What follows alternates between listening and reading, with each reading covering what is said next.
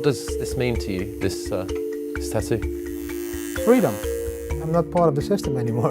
For me, it just stands for a huge change in my life because of Bitcoin. This is Didi Taihutu. Today, he isn't just inking his forearm with his favourite currency, he's branding himself with the symbol of what he sees as a movement. Last fall, when Didi got the tattoo, we were in the middle of the Bitcoin frenzy. Bitcoin was everywhere, and Didi and many others were convinced that a financial revolution is not just inevitable, but that it was already there. Bitcoin. Bitcoin. Bitcoin. Bitcoin. Bitcoin. At the time, Bitcoin seemed unstoppable, hitting new highs almost weekly. A bunch of Bitcoin enthusiasts went all in and tied their fate to Bitcoins. Didi is one of them. One of the most beautiful beaches in Koh Samui. But what happens when a currency you have bet everything on starts to crash? Yeah, we lost more than 500K. Officially, we don't live in the Netherlands. We are registered in Holland as homeless people.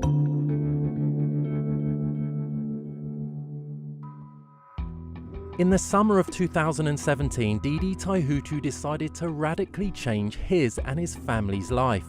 He wanted to downsize and live a minimalistic lifestyle with few possessions.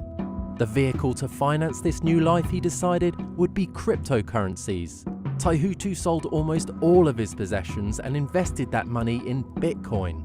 I can buy Lamborghinis with crypto, I can buy houses with crypto, I can buy groceries with crypto, I can buy my pizza with crypto. Didi began buying most of his Bitcoins when the price was around $1,000 in February last year.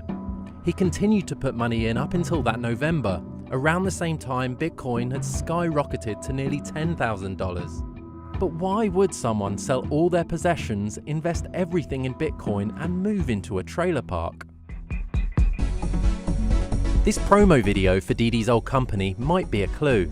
Didi used to run a private institute teaching folks basic software applications. I spent 10 years of my life I spent in this building. Do you feel liberated? Yeah, of course. I realized that it wasn't life. So this was my old company. This is the house I used to live in. Do you miss it? No, not at all. Not at all? Not at all. Look at the space. Hi. Hi. Hi. I'm Tom. Hi. You know what Didi did? Yeah, of course we know what Didi did. Yeah. I think all Venlo knows what Didi did. I work at the bank. She works Oh. at the bank. Are you tempted? No, No? no. Why not? If it's Because I don't smart. want to take the risk. For him it was a good choice at the moment. After Didi sold his old house, he wanted to minimalize his family's lifestyle and moved them into this small bungalow in a trailer park about 20 miles away. So tell me a little bit about what it's like living here. As you can see, it's beautiful. I'm living in the middle of nature. Yeah, we have everything for the kids around here, so we have a playground. So would you say this has brought you closer together as a family? Yeah, much closer. What's your worth now? I don't exactly know, but I believe I will be a millionaire before May. We kept pressing him on how much money he exactly invested and how many Bitcoins he bought, but he kept evading our questions. He told us he was in it for the long run, so even as the price reached $19,000 when we met him last December, he was still not selling his Bitcoins. I really think crypto money will be the new money. Just make yourself at home. Mi casa es su casa. It's pretty cozy here. It's nice. How are the kids settling into the new regime? They're settling in good, I think. Do you miss the house? I prefer this. It's small, it's cozy, it's easy to clean because we're in the woods. Peaceful. It's not just Bitcoin, it's just the way of life we want to live right now. When I first met with Didi, his decision seemed reckless. It is one thing to gamble on your future, but to do so with that of your wife and 3 children seemed a bit much. It turns out there was another reason for Didi to sell most of his possessions and leave his old life behind. It started with a call from his dad 4 years ago. So I was driving the car with my wife and he called me and he was like, Didi, I just came back from the hospital and there is just one year for me. So at that point, you realize life can go very fast.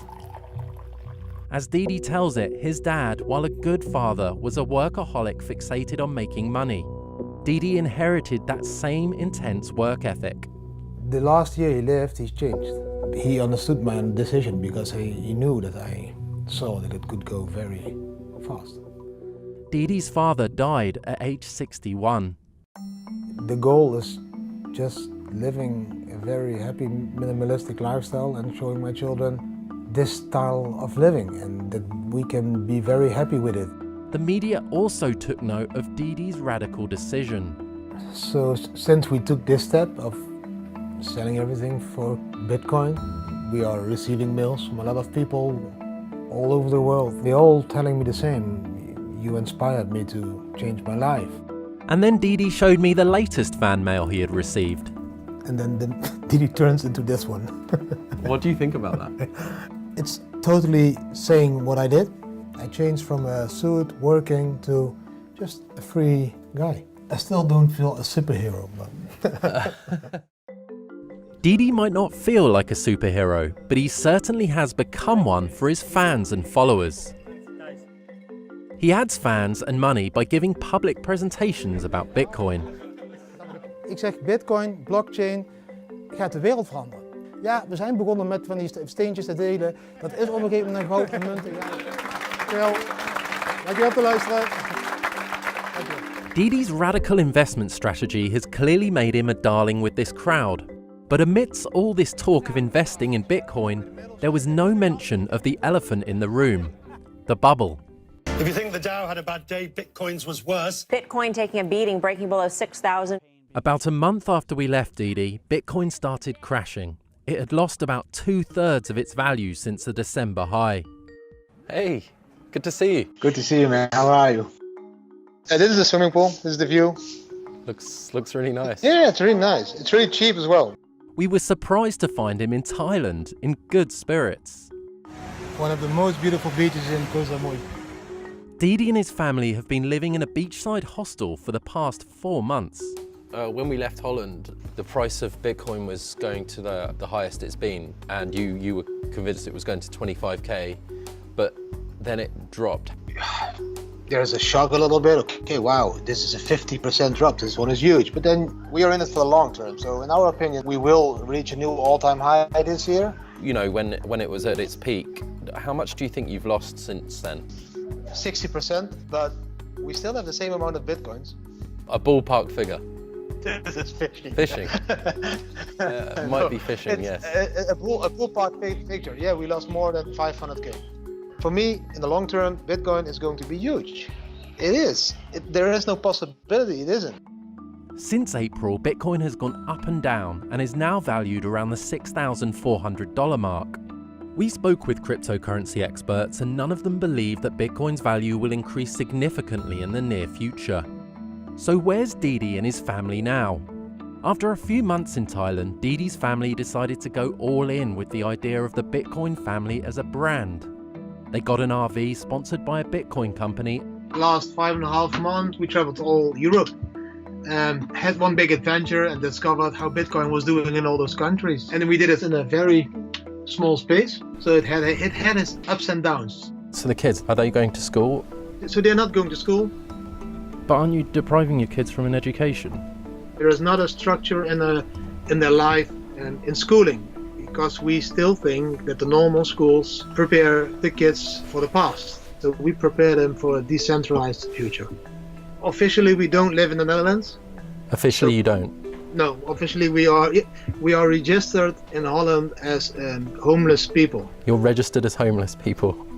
Didi told us his family is doing this to evade the Dutch authorities from going after them for taking their kids out of school. When we spoke on Skype, you said that Bitcoin was going to be 20k by the end of this year. Do you still think that's going to happen? I still think it's going to end between 15 and 20k this year.